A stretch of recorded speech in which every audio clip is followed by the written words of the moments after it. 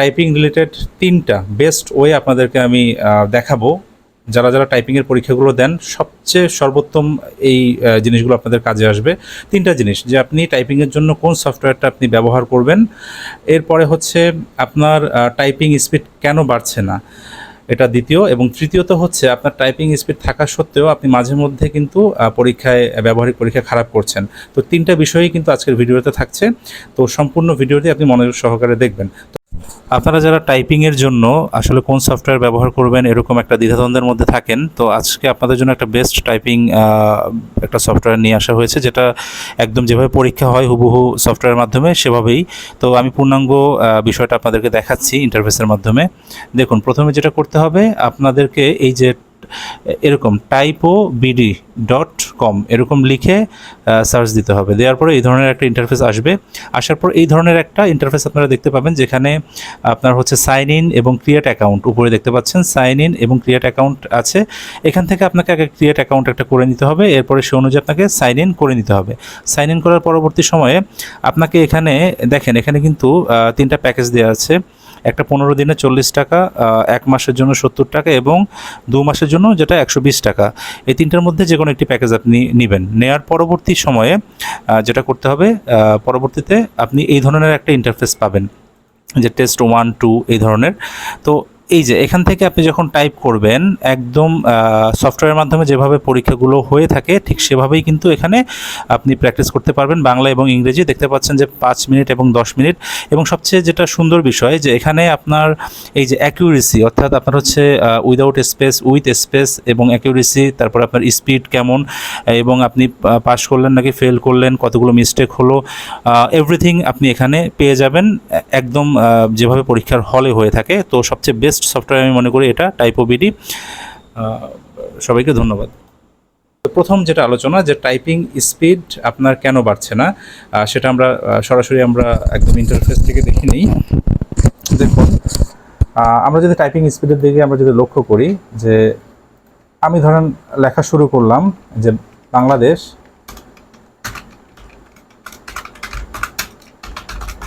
দক্ষিণ এশিয়ার একটি, এই ধরনের আমি লেখা শুরু করলাম। দেখা গিয়েছে আপনি লিখছেন, বাট আপনি কিন্তু ভয় পাচ্ছেন, অর্থাৎ আপনি ভয় পাচ্ছেন যে আপনার ভুল হবে, এই জন্য আপনি আস্তে আস্তে লিখছেন। এবং আপনি কিন্তু সবসময় এই প্র্যাকটিসটাই করে যাচ্ছেন, যে আমার ভুল হবে দেখে আমি আস্তে আস্তে লিখছি। তো এইটা হচ্ছে ভুল ধারণা। আপনাকে যেটা করতে হবে, প্রথম 7 দিন অথবা 10 দিন আপনি এভাবে প্র্যাকটিস করতে থাকুন, আপনার ভুল হোক, অর্থাৎ আপনার এই যে এভাবে ভুল হতে থাকবে, আপনাকে এভাবে ভুল হতে থাকবে। আপনি যতক্ষণ পর্যন্ত এই ভুল থেকে আপনি না শিখবেন ততক্ষণ পর্যন্ত কিন্তু আপনার শেখাটা হবে না। তো যারা স্পিড বাড়াতে অবশ্যই চাচ্ছেন, তারা আপনারা ভুলভাল টাইপ করুন, কিন্তু আপনার যে অ্যাকুরেসি, অর্থাৎ আপনার যে আঙুলের যে বিষয়টা ফিঙ্গারিং, সেটা অবশ্যই ঠিক রাখতে হবে। এই ঠিক রেখে আপনাকে বারবার টাইপিং করে যেতে হবে, তাহলে কিন্তু একটা পর্যায়ে গিয়ে আপনার যে ভুলগুলো আছে সেগুলো আস্তে আস্তে কমে যাবে এবং আপনার স্পিডটা কিন্তু পরবর্তীতে বেড়ে যাবে। এটা হচ্ছে টাইপিং স্পিড বাড়ানোর একটা কৌশল। আরেকটা কৌশল আপনাদেরকে আমি বলবো, সেটা হচ্ছে 3য় নাম্বার যেটা কৌশল, যে আপনি টাইপিং স্পিড আপনার ভালো থাকা সত্ত্বেও কেন আপনি পরীক্ষায় মাঝে মধ্যে খারাপ করছেন। দেখেন, আমি যদি এখানে টাইপ করি, ফর এক্সাম্পল আমি যখন টাইপ করছি বাংলাদেশ দক্ষিণ, দেখা গিয়েছে আমি এই জিনিসটা ভুল করলাম, বাংলাদেশ দক্ষিণ এশিয়ার একটি, আপনার কিন্তু টাইপিং স্পিড ভালো, কিন্তু আপনি তারপরেও দেখা গিয়েছে এই যে এই ভুলটা যে আপনি করলেন, এই ভুলটা আপনি এখানে কিন্তু ঠিক করে নিলেন না। পাশাপাশি একটি ধরেন স্বাধীন ও সার্ব এরকম একটা আপনি লিখে আবার কি করলেন, আপনি এটা এভাবে রেখে আপনি চলে যাচ্ছেন, অর্থাৎ এই যে আপনার কিন্তু এখানে 2টা ভুল। এর পরবর্তীতে আপনি যেটা করলেন, আপনি খুব ভালোভাবে কিন্তু লিখছেন, অর্থাৎ খুব ভালোভাবে আপনি লিখে যাচ্ছেন, লিখে আপনি পুরোটা শেষ করে ফেলছেন, কিন্তু মাঝে মাঝে আপনি এই যে এই ছোটোখাটো ভুলগুলো করে, যার কারণে আপনার টাইপিং স্পিড দেখা গিয়েছে 35-40 উঠেছে, কিন্তু আপনার এই যে 2-1টা যে অ্যাকুরেসি, এরকম করে বেশ কিছু অ্যাকুরেসি আপনি ঠিক না করার কারণে আপনি শেষ পর্যন্ত গিয়ে আপনি ফলাফল আপনার 0 আসছে, অর্থাৎ আপনি পাস করতে পারছেন না।